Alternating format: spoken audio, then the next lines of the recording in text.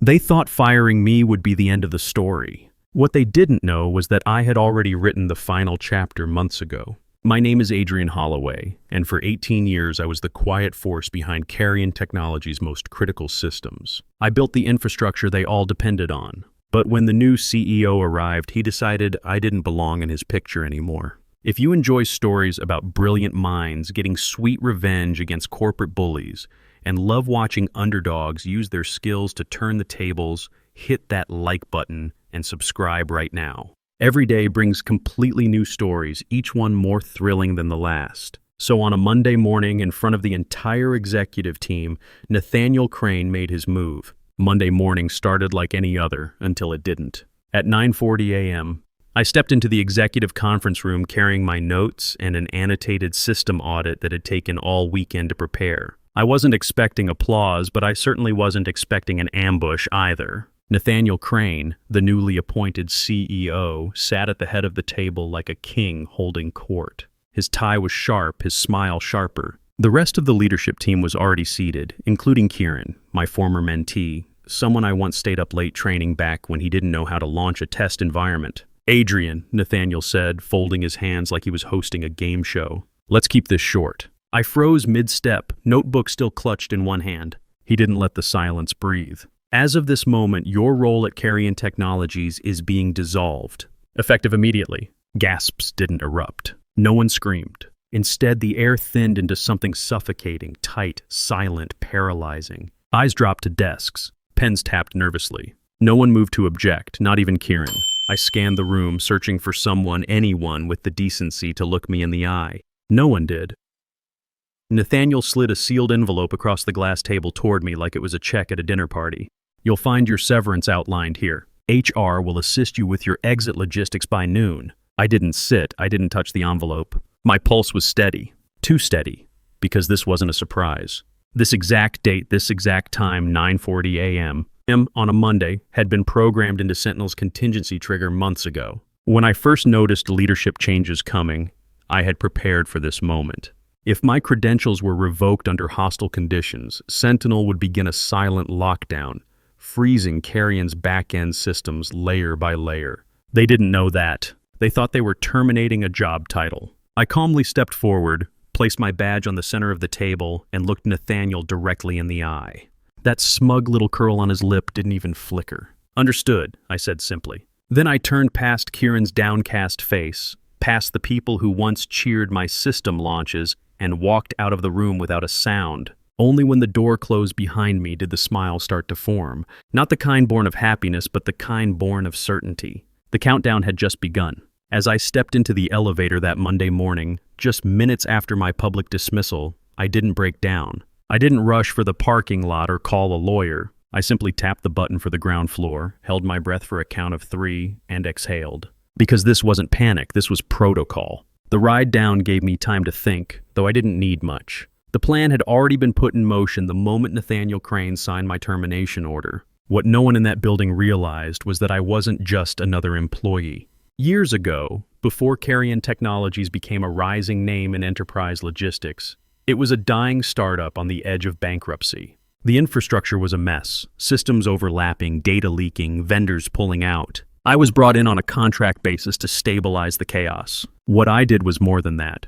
I designed and deployed an internal relay system, one that could sit quietly between every key transaction, redirecting, validating, and securing data across departments without drawing attention. I called it Sentinel. It wasn't glamorous. It didn't come with a pitch deck or a product launch. It was just a smart, silent layer that did what everyone else forgot to do. It held the whole thing together. Over time, the company recovered.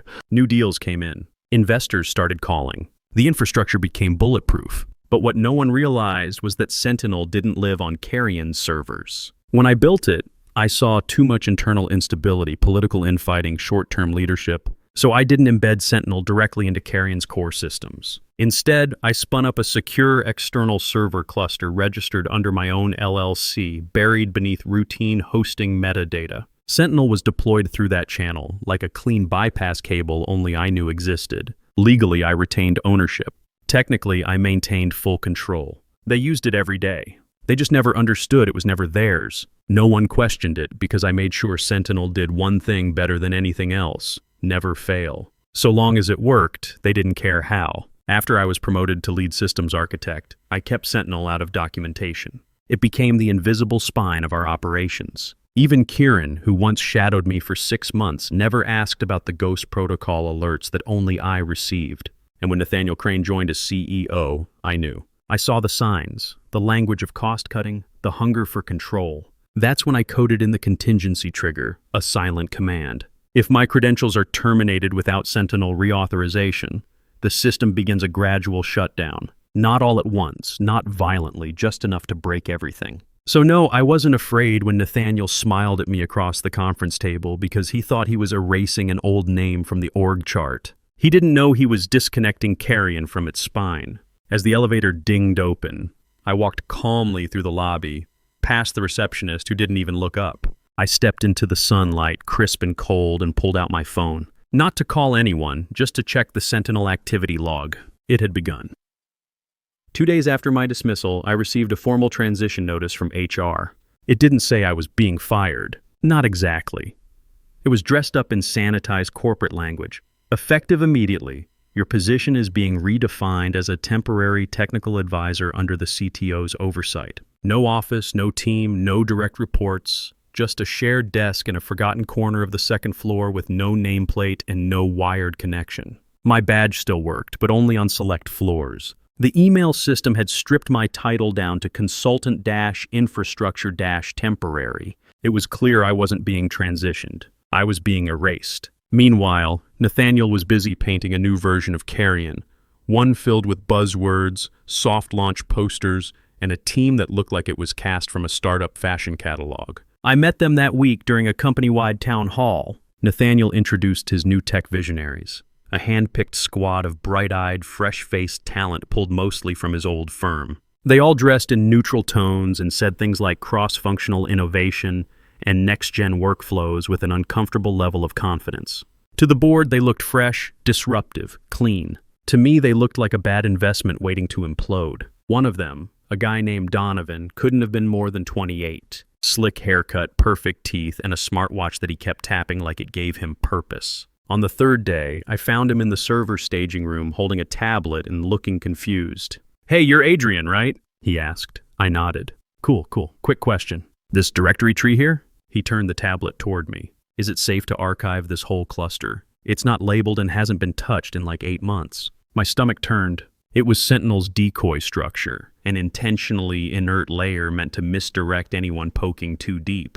Deleting it wouldn't break the system, but it would trigger Sentinel's auto-preservation protocols. "You shouldn't touch that," I said calmly. "It's tied to some legacy workflows." Donovan smiled in that dismissive way only the young and unproven know how to wear. "No worries, already queued it for deletion. Gotta clean out the cobwebs, right?" I didn't argue. I just walked away. What he didn't know, and what no one in Nathaniel's army of Instagram-ready engineers knew, was that Sentinel had been trained for moments like this. When it detected a deletion request without matching credentials or origin authorization, it automatically cloned the affected structure to a shadow drive, masked the original behind a decoy layer, and rewrote the access log to read action completed to Donovan and the internal dashboard. His command succeeded. In reality, Sentinel had saved the company from a catastrophic breach of its own operational backbone, and no one even knew. Not Nathaniel, not Donovan, not Kieran, especially not Kieran. He had gone from mentee to middle manager in less than a year, now overseeing strategic systems transition. He no longer made eye contact with me in the hallways. When he did pass by, his smile was thin, polite, but performative. I had trained him, fed his confidence when he doubted himself, taught him how to navigate misaligned documentation and legacy code. And now he stood shoulder to shoulder with the people replacing me, as if I had never existed. They weren't just replacing talent with trendiness. They were replacing history with style. Still, I didn't protest, didn't complain. Let them talk about digital transformation and product-market synergy. Let them gut the system from the outside in. Because for now, Sentinel still held the line. And I still held Sentinel. Keep watching to see how Adrian's carefully laid plans begin to unfold. The illusion was theirs. But the architecture, that was still mine. That thought lingered with me as I walked into the demo hall on Thursday morning. The whole floor had been rearranged. Folding chairs formed neat rows in front of the main screen. Branded slides rotated on a projector labeled Innovation Sprint, Rethinking the Backbone. I recognized the phrase. It had been copy-pasted from one of my old infrastructure overviews, except now it was being used to dismantle the very thing it once described. Nathaniel's team had invited everyone, from engineering and ops to even marketing. I hadn't been formally asked, but my calendar pinged with a blanket all-staff welcome invite, and someone from HR mumbled something about technical presence optics. I took a seat near the back, in the far right corner. Quiet, removed unnoticed. No nameplate, no introduction, no welcome back. Kieran took the stage alongside Donovan, both of them dressed like they just stepped off a TED Talk set. Kieran wore a crisp button-down and the kind of smile I used to trust. Donovan had a remote in one hand and confidence in the other. Today we're going to show you where Carrion Technologies is headed, Kieran began. A system that's lighter, faster, and built for scale. We're leaving behind outdated legacy protocols and ushering in a new digital era. I watched silently as they walked through a UI shell I recognized all too well. It was a new coat of paint, nothing more. The routing logic, still Sentinel. The security sequences, still Sentinel. They didn't even realize the data in their demo was being silently filtered and validated by the very system they were pretending didn't exist. Then it happened. Donovan pulled up a config panel and misused a key term. He called a subnet controller a floating token distributor, which made absolutely no technical sense. I couldn't help it. I raised a hand just slightly. Not to embarrass, not to interrupt, just to clarify. I didn't even speak. Kieran saw me. He paused, then forced a smile that didn't reach his eyes. "Adrian," he said into the mic, voice perfectly modulated for civility. "We appreciate you being here, but since you're no longer part of the active team, let's give the floor to the current architects." A few heads turned. Most didn't. The silence that followed wasn't loud. It was empty, like a room full of people all pretending not to notice a small, cruel thing happening in real time. I nodded once, no anger, no comment. I stood up and walked to the back, letting the door click shut behind me as I stepped into the hallway. The walls were quiet. Carpet muted my footsteps. I didn't look back. I made my way to the coffee machine by the corner lounge. It sputtered quietly as it filled a paper cup. I sat on the worn gray bench nearby, still holding it, untouched. That was when I noticed the intern, Jamie, one of the new hires from admin, lingering by the hallway, phone in hand, expression frozen in awkward realization. He had recorded the demo on his phone, as interns often do. What he hadn't expected was to capture that moment, me being asked to leave. The room's reaction, or lack of one. We made eye contact. He flushed, lowered the phone, and walked quickly away. By that afternoon, the video had made its way through a few Slack channels. I overheard it referenced near the elevators. "Did you see what happened to Adrian?" someone whispered. "They just shut him down mid-meeting."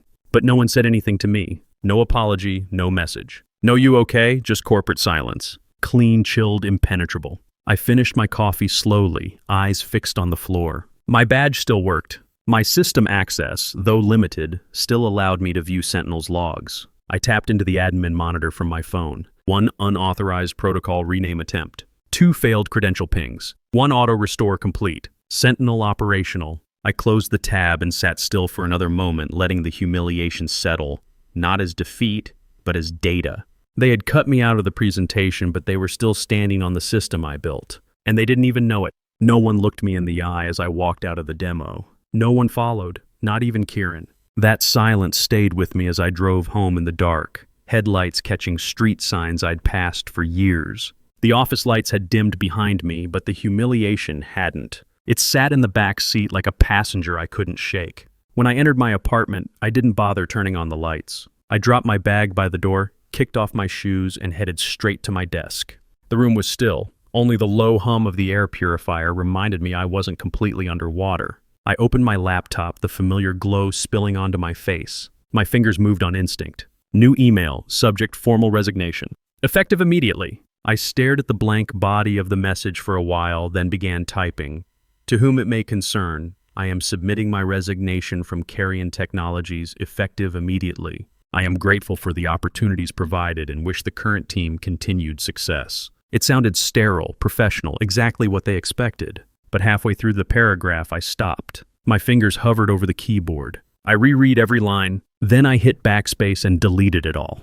I didn't know if I wanted to quit or if I just wanted it all to stop hurting. On impulse, I opened the Sentinel admin console. The terminal loaded slowly, the command bar blinking with familiarity. I'd built this console to be private, responsive, and irreversible. One line, that's all it would take to wipe Sentinel from their infrastructure. I could erase it, every strand of code, every log entry, every silent process running beneath their glossy dashboards. No more safety net, no more invisible shield. But my hands refused to move. If I did it, people would suffer. Not just Nathaniel or Kieran, but clients, tech support, partners, the people who actually relied on this infrastructure to protect what they'd built. People like I used to be. I leaned back, stared at the ceiling, and heard my father's voice in my head.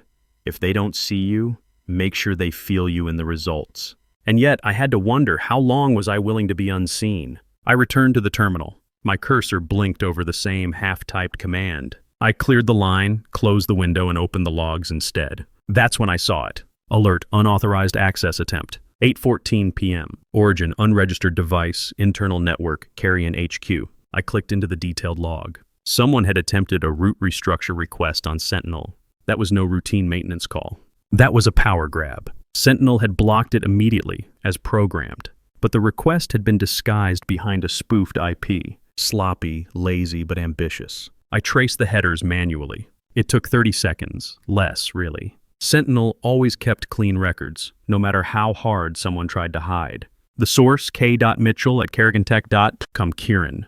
My jaw clenched, but I didn't move. I didn't curse. I didn't even blink, just stared at the name. He hadn't just stepped into my old seat. He was trying to rewrite the system under his name. 3 years ago, I'd gone to bat for him after he accidentally redirected a client's financials to an unsecured server. I took the blame. I cleaned it up. And now he was trying to take everything I'd built, silently, strategically, like I'd never existed. I didn't send the resignation. I didn't send a warning either. Instead, I opened a secondary terminal and typed in a new command. Activate watch mode. Trace unauthorized access. Log in shadow channel. Sentinel blinked back a single confirmation. Monitoring initiated. I closed my laptop. Let the silence return. This time, it didn't feel empty. It felt loaded. The morning after I activated watch mode, an email from HR landed in my inbox at 8:15 a.m. M-sharp. No greeting, no context, just a cold directive. Please schedule a time this week to retrieve your personal belongings. A security escort will be provided as per offboarding protocol. It hit harder than I expected, not because I didn't see it coming, but because it was so impersonal. 18 years and I was reduced to a line in a corporate checklist. Still, I replied with a single sentence and chose the earliest slot available. I needed to close the loop. Not for them, for me. When I arrived at Carrion HQ later that afternoon, the lobby lights felt brighter than usual, like the building itself was overcompensating. The receptionist didn't even glance up. I gave my name. Moments later, a young man in a navy blazer approached. "Mr. Holloway, I'm Dylan from security. I'll walk you up." We stepped into the elevator. Neither of us spoke. I could see his reflection in the brushed steel wall, awkward, polite, maybe even apologetic. I didn't break the silence. The third floor looked smaller than I remembered. Or maybe I just stopped seeing it as home. Most of the cubicles had been rearranged. A sleek touchscreen display now hung where the project roadmap whiteboard used to be. My old office had a different name on the door. The blinds were half closed. My things had been packed into a medium-sized cardboard box and left on the side desk like an afterthought. No one was waiting for me. No one said hello. I walked in slowly. Dylan stayed at the door. Inside the box were the usual remnants. My ceramic mug with the blue skyline print, a couple of notebooks, an old photo of my dad and me at my college graduation, and a flash drive keychain I hadn't seen in years. I took my time checking drawers, even though I knew they were supposed to be empty. The top ones held nothing but dust and a single bent paperclip, but the bottom drawer, slightly jammed, caught my attention. I tugged it open with both hands. Something had slid behind the drawer panel. A yellow folder, warped at the edges, thick with papers. I pulled it out. Inside were diagrams. My diagrams, the original Sentinel architecture, hand-sketched on engineering vellum. Page after page of structure, node mapping, redundancy layers, biometric logic, access hierarchy. In the corner of the first page, faint but unmistakable, was my signature, A. Holloway, April 17th, 2016. I stared at it. A part of me wanted to laugh. They'd tried to erase me from the company, tried to replace me, overwrite me, ignore the foundations I built. But here it was, the system they depended on, drawn in ink, born from my mind, signed and dated years before next-gen tech visionaries was even a phrase. This wasn't nostalgia. This was evidence. I tucked the folder carefully at the bottom of the box beneath the mug and framed photo. Dylan shifted at the door but said nothing. I nodded to him when I was ready. We walked back through the hall, past people who once called me their tech oracle and now couldn't make eye contact. I didn't blame them. This place had a way of encouraging silence. The elevator ride down was quiet. At the lobby, Dylan finally spoke. "Take care, Mr. Holloway." I nodded again. "You too." As I stepped outside, a gust of cold air met my face.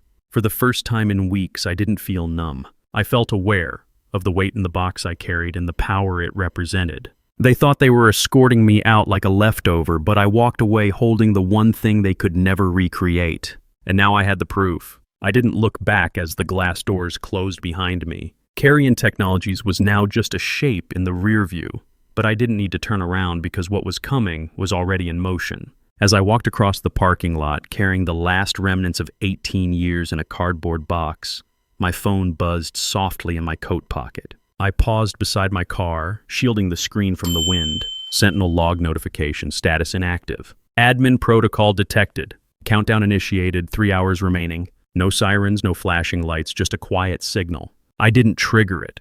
I didn't have to. Sentinel was always watching, and it knew the difference between an exit and an exile. By the time I got home, the sky was turning lavender. My apartment was still, the air carrying that early winter crispness that made the walls echo more than usual. I placed the box on the table, slid my laptop out from the drawer, and powered it on.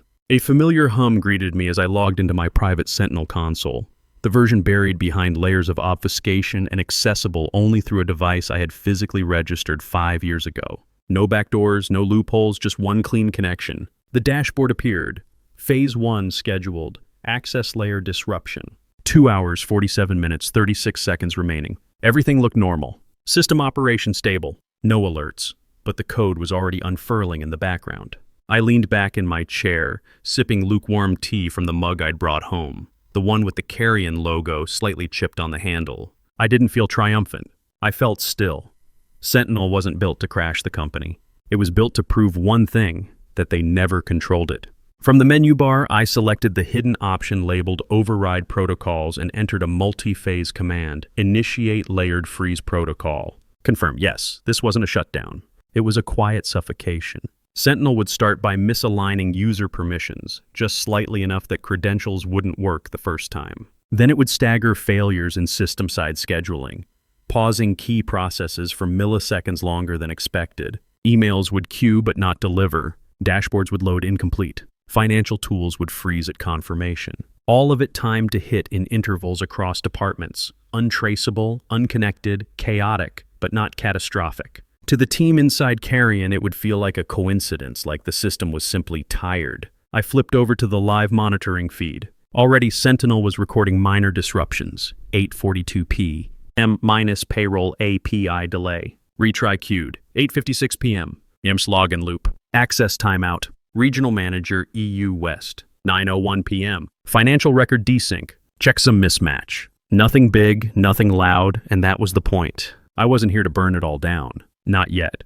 I was here to make them uncomfortable in their own kingdom. Across the room, the box I had carried out of the office sat half open. The yellow folder inside glowed under the lamplight. I didn't need to read it again. I had memorized every line of that Sentinel blueprint years ago, but its presence was grounding, real. They had walked me out like I was irrelevant, but I was still in the walls, still in the wires. I typed one final command for the night. If admin reset requested, activate system decoy. If someone tried to fix it, Sentinel would show them a shadow version, a clean, harmless-looking replica that gave the illusion of stability. Meanwhile, the real system would continue freezing, one invisible vein at a time. I shut the laptop gently and stood by the window watching the streetlights flicker on. The city was quiet. So was I. But tomorrow, they would begin to feel what they could no longer see, and I'd be watching every step. The first ripple hit just after 9 a.m. From my apartment window, I watched traffic crawl by like nothing was wrong.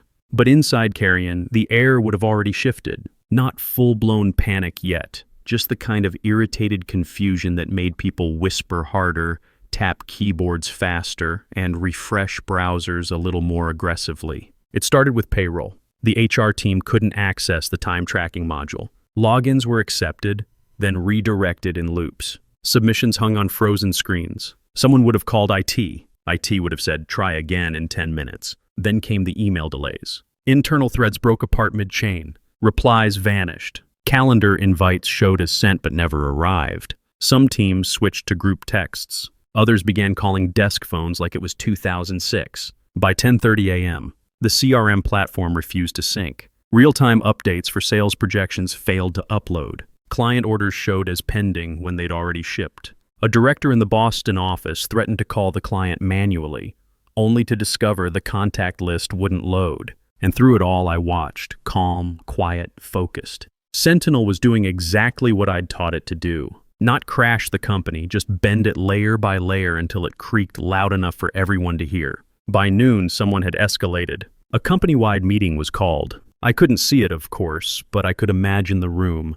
Nathaniel at the front, sleeves rolled, looking performative and annoyed. Kieran standing beside him, stiff-jawed, flipping through half-formed explanations about the system transition roadmap. It must have been brutal, because by 1:15 p.m., Mr. Kieran's name showed up in multiple log entries, trying to ping legacy environments, running diagnostics with incomplete admin keys, even requesting access to directories that had been dead for years. Meanwhile, Sentinel's freeze protocol was still only in phase 2, just enough to confuse them, not enough to connect the dots. But then came the twist I didn't expect. At 3:04 p.m., a junior systems engineer, Felix Tran, judging by his login ID, triggered something most wouldn't even notice. He'd run a deep trace scan on the CRM pipeline and found a non-indexed relay command buried inside the transaction buffer. That command had a name, Sentinel Proxy. Root.log.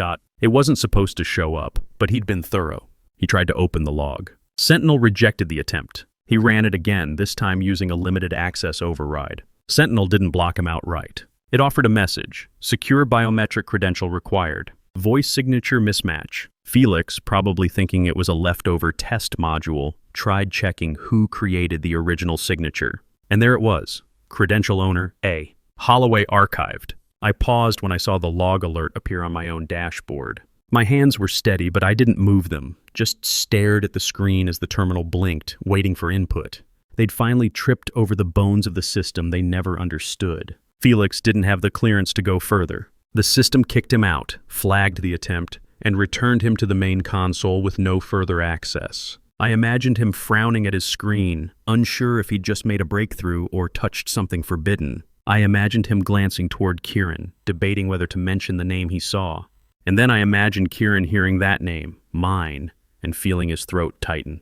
From my living room, I watched Sentinel restabilize itself, automatically scrubbing the access path Felix had uncovered. The log remained intact, but now nested deeper, one layer further from anyone curious enough to try again. I didn't smile. Not yet, but I felt something bloom in my chest. Not revenge, not pride, something quieter, something earned. They were beginning to feel it. The slowness, the cracks, the gaps in their control. And no matter how many firewalls they threw at it, they would never reach the core. Because the core was me, and I never gave them the keys. I closed the laptop gently as the clock struck 4. Outside, the wind picked up. Another domino had fallen, and the table was starting to shake. By the next morning, the cracks had become undeniable. Carrion systems weren't just sluggish, they were failing. The facade of control Nathaniel had tried to maintain was unraveling. Even from miles away, I could feel the panic ripple through the building like static electricity. They'd spent the entire previous day chasing ghosts, restarting workstations, calling vendors, blaming outdated hardware. But today they realized it wasn't going away. I knew Nathaniel well enough to predict his next move. At 8:20 a.m., I received confirmation through Sentinel's observer logs a new set of encrypted IPS had been granted temporary access. He had called in outside help, cybersecurity contractors from a firm in DC, according to metadata embedded in their device IDs. The goal was clear: wipe everything, factory reset the infrastructure, remove the chaos, and start fresh. But Sentinel wasn't built to be rebooted like a broken laptop. It had safeguards, and more importantly, it had me. I watched from my console as the external team began their probe. They started with superficial scans, checking for malware, mapping traffic bottlenecks. Then they moved deeper, running diagnostics that brushed up against Sentinel's outer threads. It took them only 20 minutes to realize something didn't add up. By 9:05 a.m., one of the lead engineers, Jared Maddox, judging by his login ID, identified a hidden thread buried beneath Carrion's real-time analytics engine. He flagged it for escalation, and I could almost picture the room. People huddled around one monitor, eyes narrowing. Then came the bypass attempt. Jared wrote a custom script designed to penetrate nested virtual partitions. On his fourth try, he triggered Sentinel's containment response. Not the full lockout, just a soft firewall reroute, a warning, the kind that says, "You're getting too close." But he didn't stop. On attempt 5, his script ran a brute force simulation, hammering through false paths until it nearly found Sentinel's access seed, a digital fingerprint that leads directly to core logic. For a moment, I felt a sharp, unexpected pinch of anxiety in my chest. He was clever, too clever. I held my breath as the script compiled. Then Sentinel moved. Access anomaly detected. Unrecognized admin authority. Revoking permissions. In less than 1 second, Jared's entire credential set was deleted from the internal system tree. Every clearance, every alias, every access path, gone. To Carrion's network, it was as if he'd never touched the building. The screen went black, then rebooted without him. I exhaled slowly. It wasn't joy I felt. It was disappointment, because for a split second, I'd hoped someone might be able to see it, to understand what I built. Not to steal it, but to grasp its depth. But Jared, like the others, had come to dismantle, not to learn. Still, there was something oddly comforting about how Sentinel responded. Clean, immediate, protective. It remembered its purpose, even when everyone else forgot who gave it one.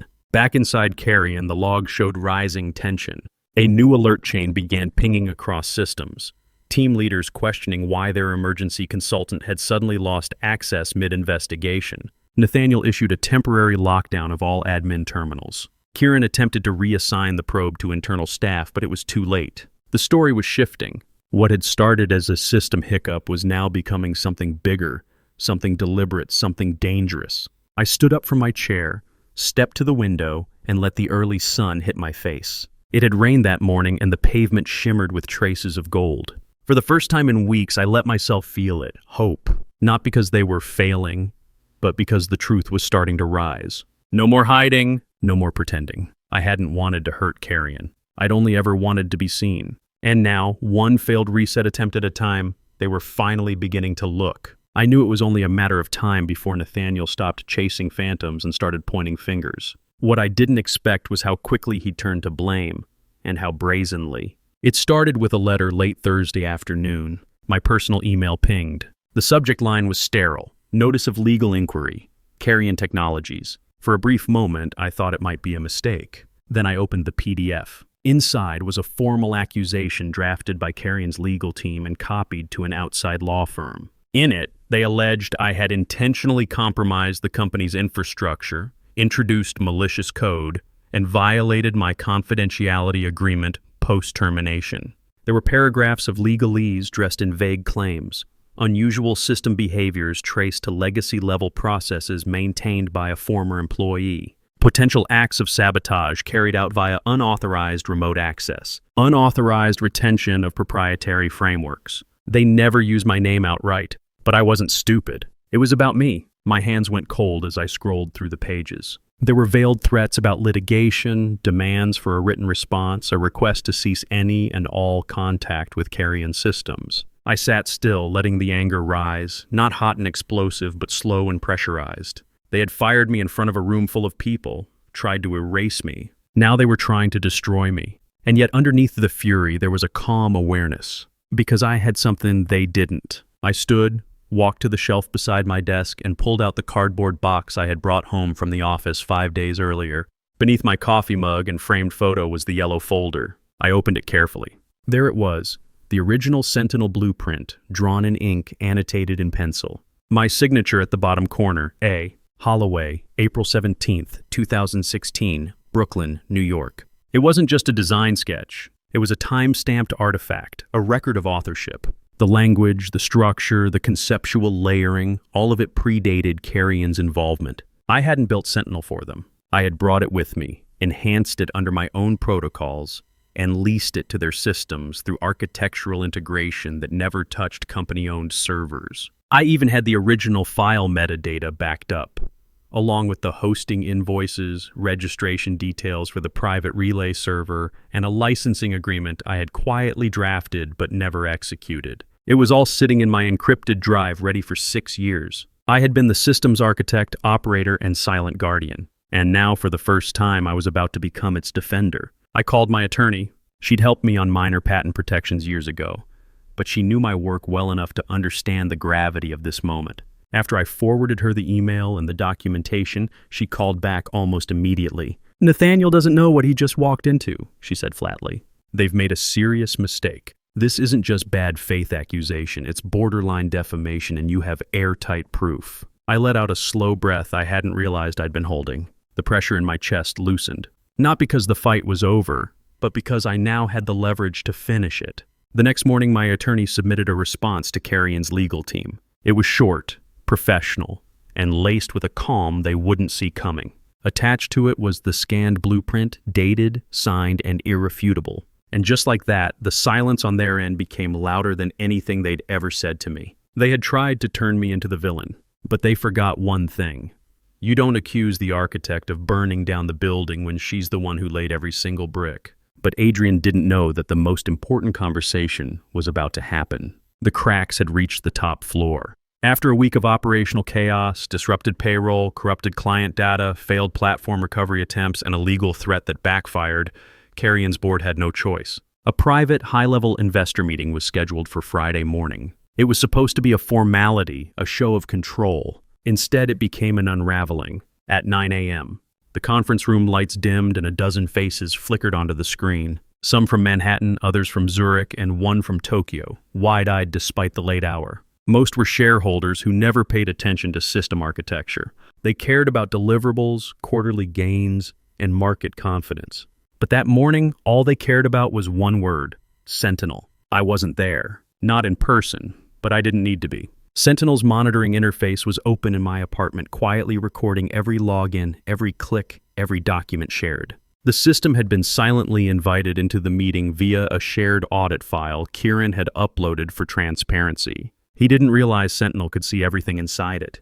Nathaniel stood at the head of the boardroom table, visibly tense. His tone was controlled, his language rehearsed. He blamed the recent outages on a residual infrastructure flaw inherited from a previous era. A few heads nodded. One woman jotted something down. Then came the question that shattered the script. A voice from the upper right corner of the screen, deep, calm, unmistakably American, cut in. "Who owns Sentinel?" Nathaniel blinked. "Pardon? The system. Is it proprietary to Carrion or subcontracted? Because its footprint doesn't match the infrastructure outlined in our last technology brief." Nathaniel shifted. It was built internally years ago. Legacy architecture maintained under our systems division. A beat of silence followed. Then the voice returned. "That's not what I was told." Everyone turned their heads.